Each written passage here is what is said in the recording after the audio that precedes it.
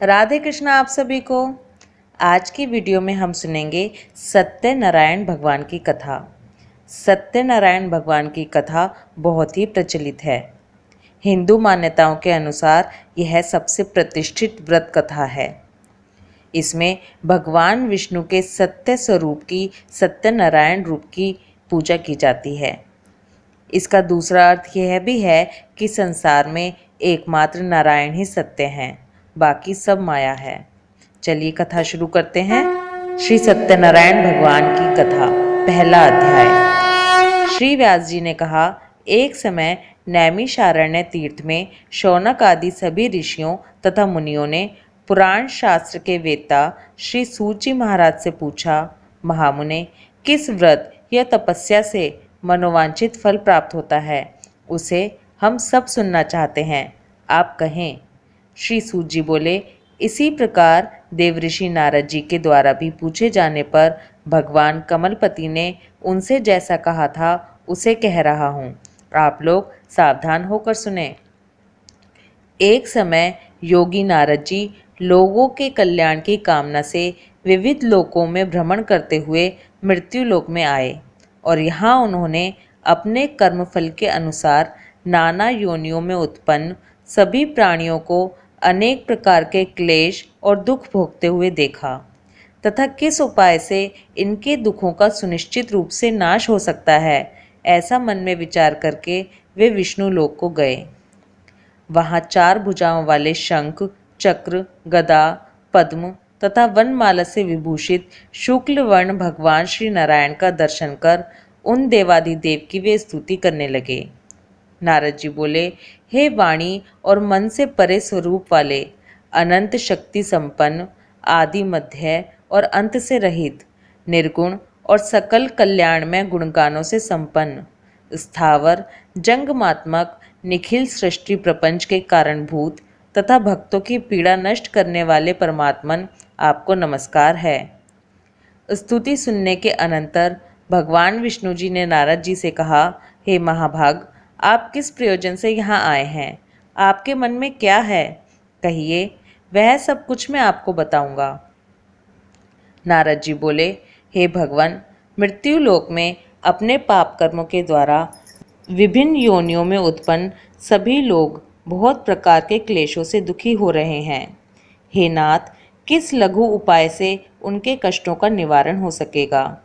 यदि आपकी मेरे ऊपर कृपा हो तो वह सब मैं सुनना चाहता हूँ, कृपा करके उसे बताएं। श्री भगवान ने कहा, हे वत्स, संसार के ऊपर अनुग्रह करने की इच्छा से आपने बहुत अच्छी बात पूछी है। जिस व्रत के करने से प्राणी मोह से मुक्त हो जाता है उसे आपको बताता हूँ, ध्यानपूर्वक सुने। हे वत्स, स्वर्ग और मृत्यु लोक में दुर्लभ भगवान सत्यनारायण का एक महान पुण्यप्रद व्रत है। आपके स्नेह के कारण इस समय मैं उसे कहता हूँ। अच्छे प्रकार विधि विधान से भगवान सत्यनारायण व्रत करके मनुष्य शीघ्र ही सुख प्राप्त कर परलोक में मोक्ष प्राप्त कर सकता है। भगवान की ऐसी वाणी सुनकर नारद मुनि ने कहा, हे प्रभु, इस व्रत को करने का क्या फल है? इसका विधान क्या है?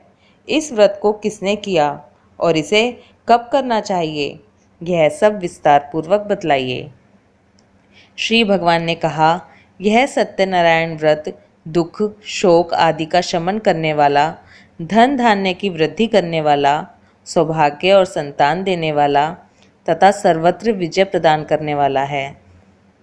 जिस किसी भी दिन भक्ति और श्रद्धा से समन्वित होकर मनुष्य ब्राह्मणों और बंधु बांधवों के साथ धर्म में तत्पर होकर सायंकाल भगवान सत्यनारायण की पूजा करे, नैवेद्य के रूप में उत्तम कोटि के भोजनीय पदार्थ को सवाया मात्र में भक्ति पूर्वक अर्पित करना चाहिए। केले के फल, घी, दूध, गेहूं का चूर्ण या गेहूं के चूर्ण के अभाव में साठी चावल का चूर्ण, शक्कर या गुड़, यह सब भक्ष्य सामग्री सवाया मात्र में एकत्र कर निवेदित करनी चाहिए। बंधु बांधवों के साथ श्री सत्यनारायण भगवान की कथा सुनकर ब्राह्मणों को दक्षिणा देनी चाहिए। तदंतर बंधु बांधवों के साथ ब्राह्मणों को भोजन कराना चाहिए। भक्ति पूर्वक प्रसाद ग्रहण करके नृत्य गीत आदि का आयोजन करना चाहिए। तदंतर भगवान सत्यनारायण का स्मरण करते हुए अपने घर जाना चाहिए। ऐसा करने से मनुष्य की अभिलाषा अवश्य पूर्ण होती है। विशेष रूप से कलयुग में पृथ्वी लोक में यह सबसे छोटा सा उपाय है। सत्यनारायण भगवान कथा प्रथम अध्याय संपूर्ण। बोलो सत्यनारायण भगवान की जय। दूसरा अध्याय।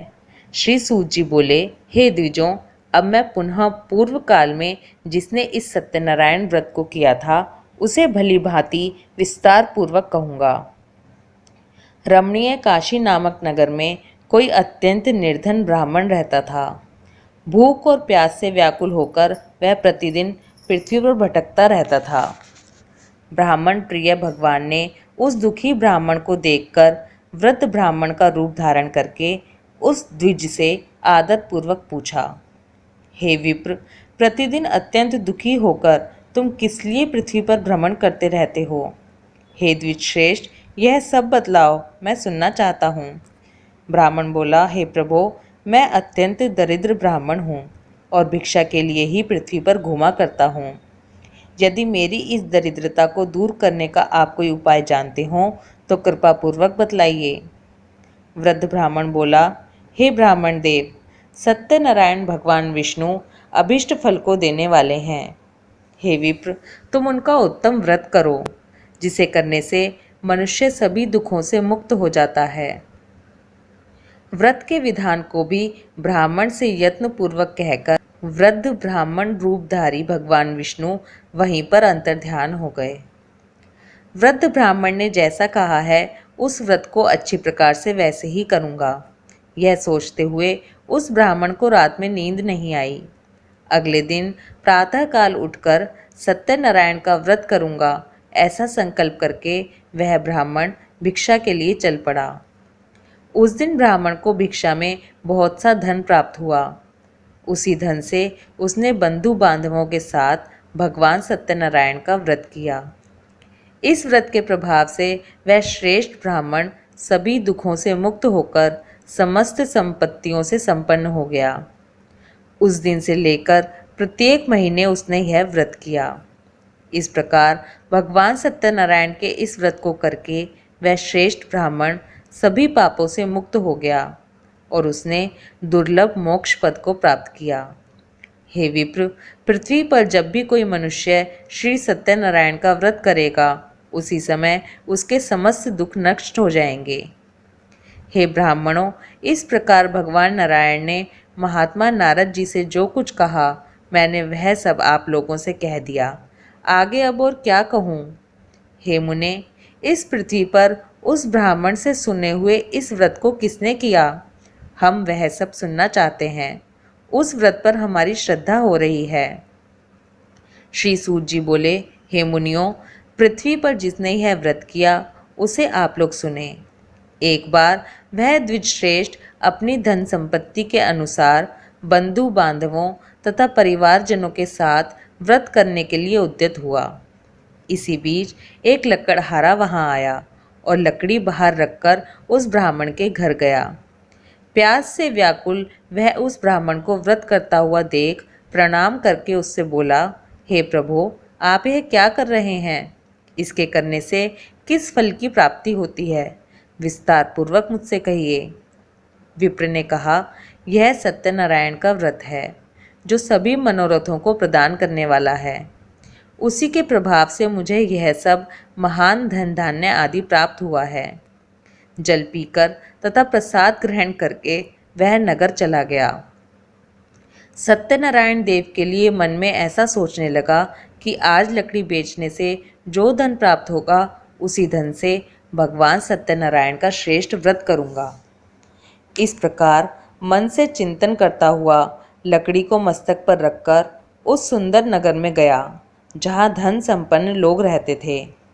उस दिन उसने लकड़ी का दुगना मूल्य प्राप्त किया। इसके बाद प्रसन्न हृदय होकर वह पके हुए केले का फल, शर्करा, घी, दूध और गेहूं का चूर्ण सवाया मात्र में लेकर अपने घर आया। तत्पश्चात उसने अपने बांधवों को बुलाकर विधि विधान से भगवान श्री सत्यनारायण का व्रत किया। उस व्रत के प्रभाव से वह धन पुत्र से संपन्न हो गया और इस लोक में अनेक सुखों को उपभोग कर अंत में सत्यपुर अर्थात बैकुंठ लोक को चला गया। श्री सत्यनारायण भगवान कथा दूसरा अध्याय संपूर्ण। बोलो सत्यनारायण भगवान की जय। तीसरा अध्याय। श्री सूत जी बोले, श्रेष्ठ मुनियों, अब मैं पुनः आगे की कथा कहूँगा, आप लोग सुने। प्राचीन काल में उल्कामुख नाम का एक राजा था। वह जितेंद्रिय, सत्यवादी तथा अत्यंत बुद्धिमान था। वह विद्वान, प्रतिदिन देवालय जाता और ब्राह्मणों को धन देकर संतुष्ट करता था। कमल के समान मुख वाली उसकी धर्मपत्नी शील, विनय एवं सौंदर्य आदि गुणों से संपन्न तथा पति परायणा थी। राजा एक दिन अपनी धर्मपत्नी के साथ भद्रशिला नदी के तट पर श्री सत्यनारायण का व्रत कर रहा था। उसी समय व्यापार के लिए अनेक प्रकार की पुष्कल धनराशि से संपन्न एक साधु नाम का बनिया वहां आया। भद्रशिला नदी के तट पर नाव को स्थापित कर वह राजा के समीप गया और राजा को उस व्रत में दीक्षित देखकर विनयपूर्वक पूछने लगा। साधु ने कहा, हे राजन, आप भक्ति युक्त चित्त से यह क्या कर रहे हैं? कृपया वह सब बताइए, इस समय मैं यह सब सुनना चाहता हूँ। राजा बोले, हे साधो, पुत्र आदि की प्राप्ति की कामना से अपने बंधु बांधवों के साथ मैं अतुल तेज संपन्न भगवान विष्णु का व्रत एवं पूजन कर रहा हूँ। राजा की बात सुनकर साधु ने आदरपूर्वक कहा, हे राजन, इस विषय में आप मुझे सब कुछ विस्तार से बतलाइए। आपके कथनानुसार मैं व्रत एवं पूजन करूँगा। मुझे भी संतति नहीं है, इससे अवश्य ही संतति प्राप्त होगी। ऐसा विचार कर वह व्यापार से निवृत्त हो आनंद पूर्वक अपने घर आया। उसने अपनी भार्या से संतति प्रदान करने वाले इस सत्यव्रत को विस्तार पूर्वक बताया तथा जब मुझे संतति प्राप्त होगी तब मैं इस व्रत को करूँगा। इस प्रकार उस साधु ने अपनी भार्या लीलावती से कहा। एक दिन उसकी लीलावती नाम की सती साध्वी भार्या पति के साथ आनंद चित्त से ऋतुकालीन धर्माचरण में प्रवृत्त हुई और भगवान श्री सत्यनारायण की कृपा से उसकी वह भार्या गर्भिणी हुई। 10वें महीने में उससे कन्या रत्न की उत्पत्ति हुई और वह शुक्ल पक्ष के चंद्रमा की भांति दिन प्रतिदिन बढ़ने लगी। उस कन्या का कलावती नाम रखा गया। इसके बाद एक दिन लीलावती ने अपने स्वामी से मधुर वाणी में कहा, आप पूर्व में संकल्पित श्री सत्यनारायण के व्रत को क्यों नहीं कर रहे हैं? साधु बोला, हे प्रिय, इसके विवाह के समय व्रत करूँगा। इस प्रकार अपनी पत्नी को भली भांति आश्वस्त कर वह व्यापार करने के लिए नगर की ओर चला गया। इधर कन्या कलावती पिता के घर में बढ़ने लगी। तदंतर धर्मज्ञ साधु ने नगर में सखियों के साथ क्रीड़ा करती हुई अपनी कन्या को विवाह योग्य देखकर आपस में मंत्रणा करके कन्या विवाह के लिए श्रेष्ठ वर का अन्वेषण करो, ऐसा दूत से कहकर शीघ्र ही उसे भेज दिया। उसकी आज्ञा प्राप्त करके दूत कांचन नामक नगर में गया और वहां से एक वणिक का पुत्र लेकर आया। उस साधु ने उस वणिक के पुत्र को सुंदर और गुणों से संपन्न देखकर अपनी जाति के लोगों तथा बंधु बांधवों के साथ संतुष्ट हो विधि विधान से वणिक पुत्र के हाथ में कन्या का दान कर दिया। उस समय वह साधु बन्या दुर्भाग्यवश भगवान का वह उत्तम व्रत करना भूल गया। पूर्व संकल्प के अनुसार विवाह के समय में व्रत न करने के कारण भगवान उस पर रुष्ट हो गए। कुछ समय के पश्चात अपने व्यापार कर्म में कुशल वह साधु बनिया काल की प्रेरणा से अपने दामाद के साथ व्यापार करने के लिए समुद्र के समीप स्थित रत्नसारपुर नामक सुंदर नगर में गया और अपने श्री संपन्न दामाद के साथ वहां व्यापार करने लगा। उसके बाद वे दोनों राजा चंद्रकेतु के रमणीय उस नगर में गए। उसी समय भगवान श्री सत्यनारायण ने उसे भ्रष्ट प्रतिज्ञा देखकर इसे दारुण, कठिन और महान दुख प्राप्त होगा यह शाप दे दिया। एक दिन एक चोर राजा चंद्रकेतु के धन को चुराकर वहीं आया जहां दोनों वणिक स्थित थे। वह अपने पीछे दौड़ते हुए दूतों को देखकर भयभीत चित्त से धन वहीं छोड़कर शीघ्र ही छिप गया। इसके बाद राजा के दूत वहां आ गए जहां वह साधु वणिक था। वहां राजा के धन को देखकर वे दूत उन दोनों वणिक पुत्रों को बांधकर ले आए और हर्षपूर्वक दौड़ते हुए राजा से बोले, हे प्रभु, हम 2 चोर पकड़ लाए हैं, इन्हें देखकर आप आज्ञा दें। राजा की आज्ञा से दोनों शीघ्र ही दृढ़तापूर्वक बांधकर बिना विचार किए महान कारागार में डाल दिए गए। भगवान सत्यदेव की माया से किसी ने उन दोनों की बात नहीं सुनी और राजा चंद्रकेतु ने उन दोनों का धन भी ले लिया। भगवान के शाप से वणिक के घर में उसकी भार्या भी अत्यंत दुखी हो गई और उनके घर में सारा का सारा जो धन था वह चोर ने चुरा लिया। लीलावती शारीरिक तथा मानसिक पीड़ाओं से युक्त, भूख और प्यास से दुखी हो अन्न की चिंता से दर दर भटकने लगी। कलावती कन्या भी भोजन के लिए इधर उधर प्रतिदिन घूमने लगी।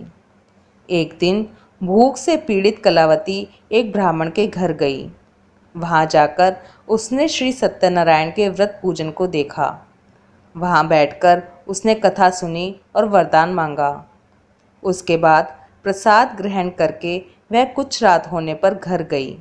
माता ने कलावती कन्या से प्रेम पूर्वक पूछा, हे पुत्री, रात में तू कहाँ रुक गई थी? तुम्हारे मन में क्या है?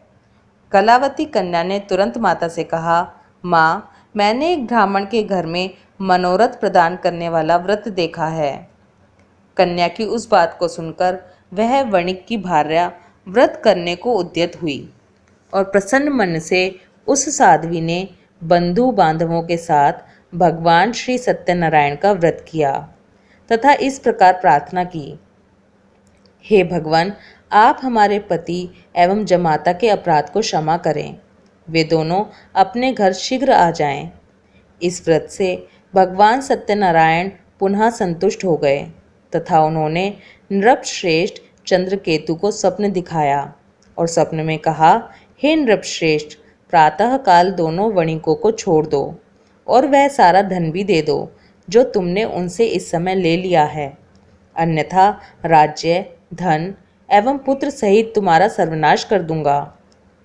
राजा से स्वप्न में ऐसा कहकर भगवान सत्यनारायण अंतर्ध्यान हो गए।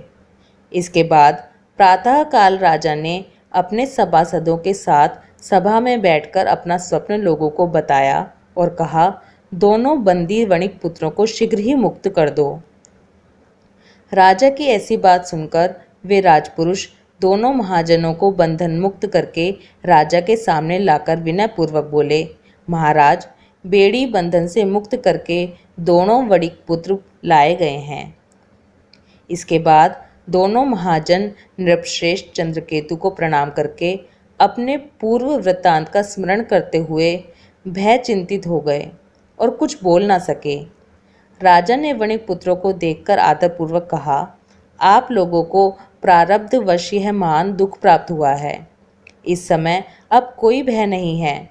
ऐसा कहकर उनकी बेड़ी खुलवाकर शोर कर्म आदि कराया। राजा ने वस्त्र अलंकार देकर उन दोनों वणिक पुत्रों को संतुष्ट किया तथा सामने बुलाकर वाणी द्वारा अत्यधिक आनंदित किया। पहले जो धन लिया था उसे दुगना करके दिया।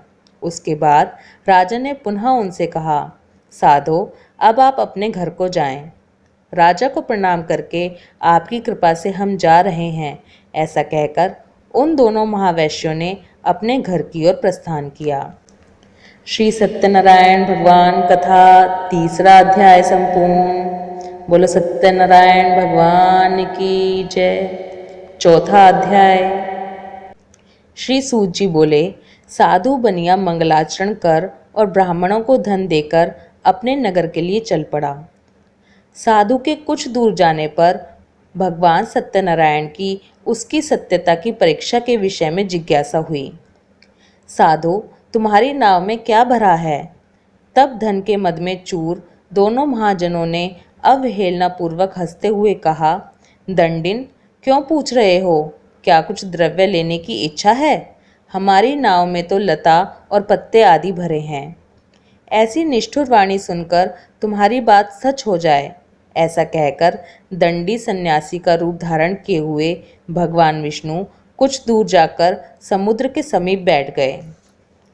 दंडी के चले जाने पर नित्य क्रिया करने के पश्चात उतराई हुई अर्थात जल में ऊपर की ओर उठी हुई नौका को देखकर साधु अत्यंत आश्चर्य में पड़ गया और नाव में लता और पत्ते आदि देखकर मूर्छित होकर पृथ्वी पर गिर पड़ा। सचेत होने पर वणिक पुत्र चिंतित हो गया। तब उसके दामाद ने इस प्रकार कहा, आप शोक क्यों करते हैं? दंडी ने शाप दे दिया है। इस स्थिति में वे ही चाहें तो सब कुछ कर सकते हैं, इसमें संशय नहीं। अतः उन्हीं की शरण में हम चलें, वही मन की इच्छा पूर्ण होगी। दामाद की बात सुनकर वह साधु बनिया उनके पास गया और वहाँ दंडी को देखकर उसने भक्तिपूर्वक उन्हें प्रणाम किया तथा आदरपूर्वक कहने लगा, आपके सम्मुख मैंने जो कुछ कहा है असत्य भाषण रूप अपराध किया है, आप मेरे उस अपराध को क्षमा करें। ऐसा कहकर बारंबार प्रणाम करके वह महान शोक से आकुल हो गया। दंडी ने उसे रोता हुआ देखकर कहा, हे मूर्ख, रो मत, मेरी बात सुनो। मेरी पूजा से उदासीन होने के कारण तथा मेरी आज्ञा से ही तुमने बारंबार दुख प्राप्त किया है। भगवान की ऐसी वाणी सुनकर वह उनकी स्तुति करने लगा। साधु ने कहा, हे प्रभो, यह आश्चर्य की बात है कि आपकी माया से मोहित होने के कारण ब्रह्मा आदि देवता भी आपके गुणों और रूपों को यथावत रूप से नहीं जान पाते। फिर मैं मूर्ख आपकी माया से मोहित होने के कारण कैसे जान सकता हूँ? आप प्रसन्न हो, मैं अपनी धन संपत्ति के अनुसार आपकी पूजा करूँगा। मैं आपकी शरण में आया हूँ। मेरा जो नौका में स्थित पूरा धन था उसकी तथा मेरी रक्षा करें। उस बनिया की भक्ति युक्त वाणी सुनकर भगवान जनार्दन संतुष्ट हो गए। भगवान हरि उसे अभिष्ट वर प्रदान करके वहीं अंतर्ध्यान हो गए। उसके बाद वह साधु अपनी नौका में चढ़ा और उसे धन धान्य से परिपूर्ण देखकर भगवान सत्यदेव की कृपा से हमारा मनोरथ सफल हो गया, ऐसा कहकर स्वजनों के साथ उसने भगवान की विधिवत पूजा की। भगवान श्री सत्यनारायण की कृपा से वह आनंद से परिपूर्ण हो गया और नाव को प्रयत्नपूर्वक संभालकर उसने अपने देश के लिए प्रस्थान किया। साधु बनिया ने अपने दामाद से कहा, वह देखो, मेरी रत्नपुरी नगरी दिखाई दे रही है। इसके बाद उसने अपने धन के रक्षक दूत को अपने आगमन का समाचार देने के लिए अपनी नगरी में भेजा। उसके बाद उस दूत ने नगर में जाकर साधु की भार्या को देख हाथ जोड़कर प्रणाम किया तथा उसके लिए अभिष्ट बात कही। सेठ जी अपने दामाद तथा बंधु वर्गों के साथ बहुत सारे धन धान्य से संपन्न होकर नगर के निकट पधार गए हैं। दूत के मुख से यह बात सुनकर वह महान आनंद से विह्वल हो गई और उस साध्वी ने श्री सत्यनारायण की पूजा करके अपनी पुत्री से कहा, मैं साधु के दर्शन के लिए जा रही हूँ, तुम शीघ्र आओ। माता का ऐसा वचन सुनकर व्रत को समाप्त करके प्रसाद का परित्याग कर वह कलावती भी अपने पति का दर्शन करने के लिए चल पड़ी। इससे भगवान सत्यनारायण रुष्ट हो गए और उन्होंने उसके पति को तथा नौका को धन के साथ हरण करके जल में डुबो दिया। इसके बाद कलावती कन्या अपने पति को ना देख महान शोक से रुदन करती हुई पृथ्वी पर गिर पड़ी। नाव का अदर्शन तथा कन्या को अत्यंत दुखी देख भयभीत मन से साधु बनिया ने सोचा, यह क्या आश्चर्य हो गया। नाव का संचालन करने वाले भी सभी चिंतित हो गए। तदंतर वह लीलावती भी कन्या को देखकर विह्वल हो गई और अत्यंत दुख से विलाप करती हुई अपने पति से इस प्रकार बोली, अभी अभी नौका के साथ वह कैसे अलक्षित हो गया, ना जाने किस देवता की उपेक्षा से वह नौका हरण कर ली गई, अथवा श्री सत्यनारायण का महात्म्य कौन जान सकता है।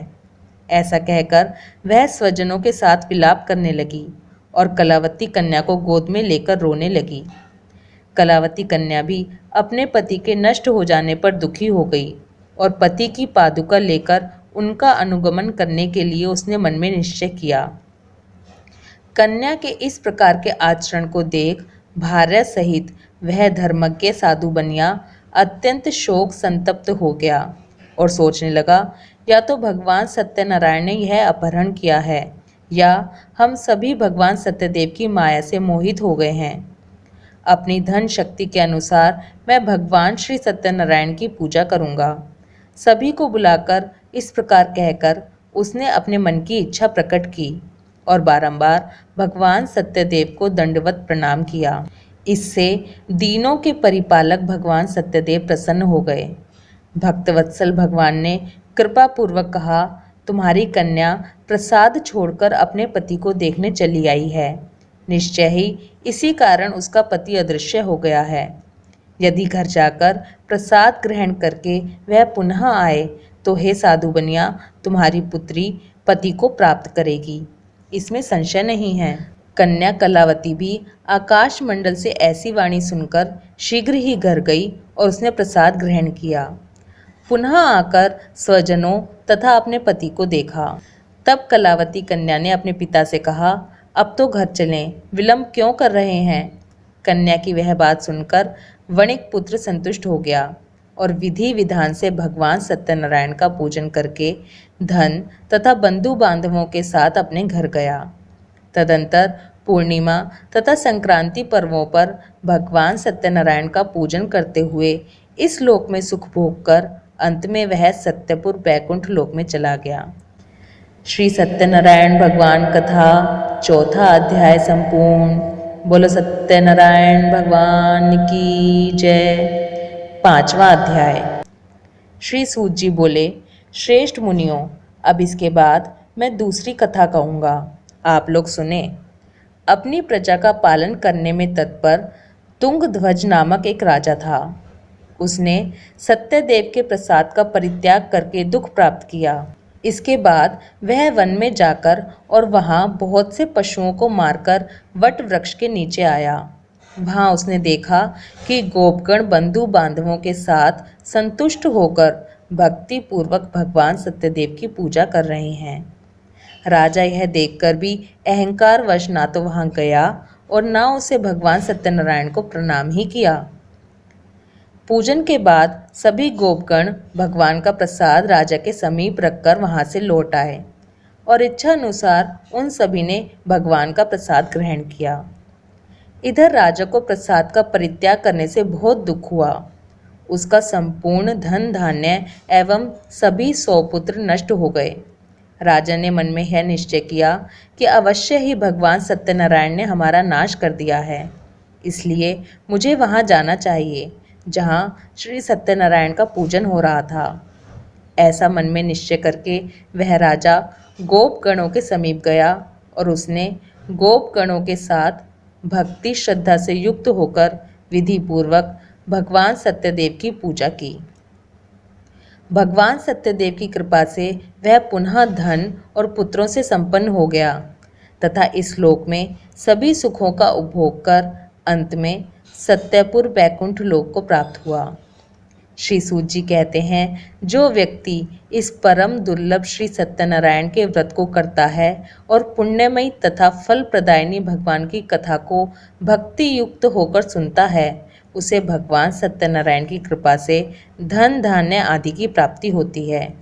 दरिद्र धनवान हो जाता है, बंधन में पड़ा हुआ बंधन से मुक्त हो जाता है, डरा हुआ व्यक्ति भय मुक्त हो जाता है। यह सत्य बात है, इसमें संशय नहीं। इस लोक में वह सभी इप्सित फलों का भोग प्राप्त करके अंत में सत्यपुर वैकुंठ लोक को जाता है। हे ब्राह्मणों, इस प्रकार मैंने आप लोगों से भगवान सत्यनारायण के व्रत को कहा, जिसे करके मनुष्य सभी दुखों से मुक्त हो जाता है। कलयुग में तो भगवान सत्यदेव की पूजा विशेष फल प्रदान करने वाली है। भगवान विष्णु को ही कुछ लोग काल, कुछ लोग सत्य, कोई ईश और कोई सत्यदेव तथा दूसरे लोग सत्यनारायण नाम से कहेंगे। अनेक रूप धारण करके भगवान सत्यनारायण सभी का मनोरथ सिद्ध करते हैं। कलयुग में सनातन भगवान विष्णु ही सत्यव्रत रूप धारण करके सभी का मनोरथ पूर्ण करने वाले होंगे। हे श्रेष्ठ मुनियों, जो व्यक्ति नित्य भगवान सत्यनारायण की इस व्रत कथा को पढ़ता है, सुनता है, भगवान सत्यनारायण की कृपा से उसके सभी पाप नष्ट हो जाते हैं। हे मुनीश्वरों, पूर्व काल में जिन लोगों ने भगवान सत्यनारायण का व्रत किया था, उनके अगले जन्म का वृत्तांत कहता हूँ, आप लोग सुने। महान प्रज्ञा संपन्न शतानंद नाम के ब्राह्मण सत्यनारायण व्रत करने के प्रभाव से दूसरे जन्म में सुदामा नामक ब्राह्मण हुए और उस जन्म में भगवान श्री कृष्ण का ध्यान करके उन्होंने मोक्ष प्राप्त किया। लकड़हारा भिल्ल गुहों का राजा हुआ और अगले जन्म में उसने भगवान श्री राम की सेवा करके मोक्ष प्राप्त किया। महाराज उल्कामुख दूसरे जन्म में राजा दशरथ हुए, जिन्होंने श्री रंगनाथ की पूजा करके अंत में वैकुंठ प्राप्त किया। इसी प्रकार धार्मिक और सत्यव्रती साधु पिछले जन्म के सत्यव्रत के प्रभाव से दूसरे जन्म में मोरध्वज नामक राजा हुआ। उसने आरे से चीरकर अपने पुत्र की आधी देह भगवान विष्णु को अर्पित कर मोक्ष प्राप्त कर लिया। महाराज तुंगध्वज जन्मांतर में स्वयंभू मनु हुए और भगवत संबंधी संपूर्ण कार्यों का अनुष्ठान करके वैकुंठ लोक को प्राप्त हुए। जो गोपगण थे, वे सब जन्मांतर में व्रजमंडल में निवास करने वाले गोप हुए और सभी राक्षसों का संहार करके उन्होंने भी भगवान का शाश्वत धाम गोलोक प्राप्त किया। श्री सत्यनारायण भगवान कथा संपूर्ण। बोलो सत्यनारायण भगवान की जय, विष्णु भगवान की जय। सत्यनारायण भगवान की आरती। जय लक्ष्मी रमणा स्वामी, जय लक्ष्मी रमणा। सत्यनारायण स्वामी, सत्यनारायण स्वामी, जनपातक हरणा। ओम जय लक्ष्मी रमणा।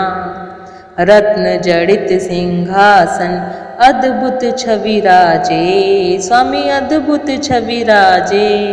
नारद करत निराजन घंटा वन बाजे। ओम जय लक्ष्मी रमणा। प्रकट भये कलि कारण द्विज को दरस दियो, स्वामी द्विज को दरस दियो। बूढ़ो ब्राह्मण बनकर, बूढ़ो ब्राह्मण बनकर कंचन महल कियो। ओम जय लक्ष्मी रमणा। दुर्बल भील कठारो जिन पर कृपा करी, स्वामी जिन पर कृपा करी। चंद्रचूड़ एक राजा, चंद्रचूड़ एक राजा, तिनकी विपत्ति हरी। ओम जय लक्ष्मी रमणा।